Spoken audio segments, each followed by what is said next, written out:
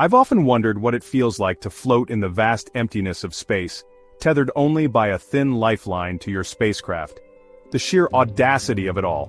You know, spacewalks or extravehicular activities, EVAs as we call them in the biz, are more than just cool photo ops.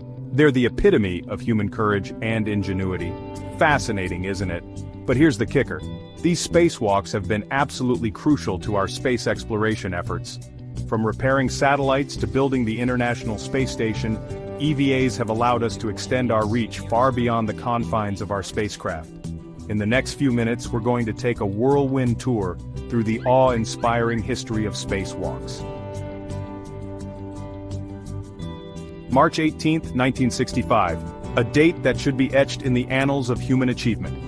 On this day, Soviet cosmonaut Alexei Leonov became the first human to perform a spacewalk. Now imagine floating outside your spacecraft, your heart probably racing faster than a pulsar, taking that first historic step into the void. But here's the thing.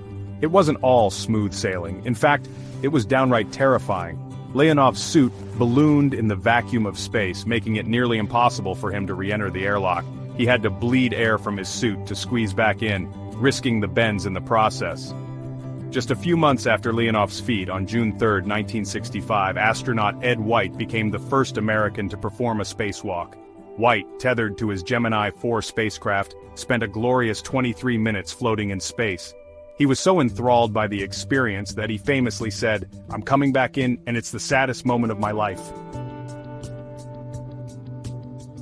Now let's fast forward a bit to 1966.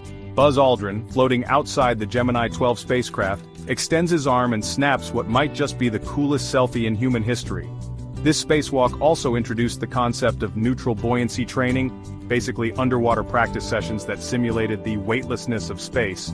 Fast forward to 1984, and we've got Bruce McCandless II literally untethering himself from the Space Shuttle Challenger. Can you imagine the gut-wrenching moment when he unclipped that safety line? McCandless floated free, propelled only by his Manned Maneuvering Unit, MMU, a nitrogen-powered jetpack. This wasn't just a spacewalk, it was more like a spaceflight. McCandless drifted 320 feet away from the shuttle, becoming a human satellite. The image of him floating alone against the backdrop of Earth is one of the most iconic in space history. The year is 1998, and we're about to witness one of the most ambitious projects in human history, the assembly of the International Space Station, ISS. Now, building anything in space is like trying to put together IKEA furniture while wearing oven mitts and floating in a pool. But Newman and Ross nailed it, kickstarting a construction project that would continue for over a decade and involve astronauts from multiple countries.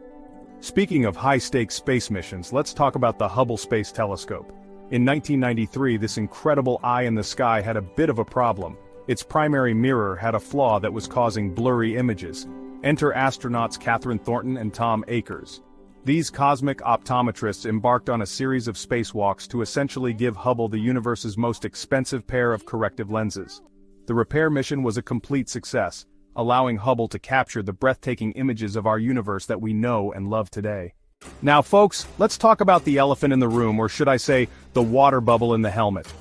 Parmitano was outside the ISS, performing routine maintenance, when suddenly he felt water creeping up his neck and into his helmet. As the water covered his eyes and ears, Parmitano had to navigate back to the airlock essentially blind. It was a stark reminder that in space, even the smallest malfunction can quickly become life-threatening. But here's the thing about near disasters in space. They often lead to crucial improvements. We're on the cusp of a new era in spacewalking thanks to NASA's Artemis program. The goal? To return humans to the moon and eventually send them to Mars.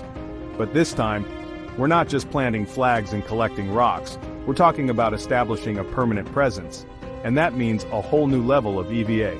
These suits will be more flexible, more durable, and packed with cutting-edge technology. We're not just going back to the moon, we're going back in style. As we wrap up our cosmic journey through the history of spacewalks, I can't help but feel a sense of awe at how far we've come. From Alexei Leonov's first tentative steps into the void to the ambitious plans of the Artemis program, the story of spacewalks is a testament to human courage, ingenuity, and our unquenchable thirst for exploration. As we look to the future, the prospects are truly exciting. The next generation of spacewalkers will build habitats on the moon, pave the way for human exploration of Mars, and perhaps even enable everyday people to experience the thrill of floating in space. So the next time you look up at the night sky, remember that humans have not only walked on the moon, they've danced among the stars. And the dance is far from over. Keep looking up, space fans. The best is yet to come.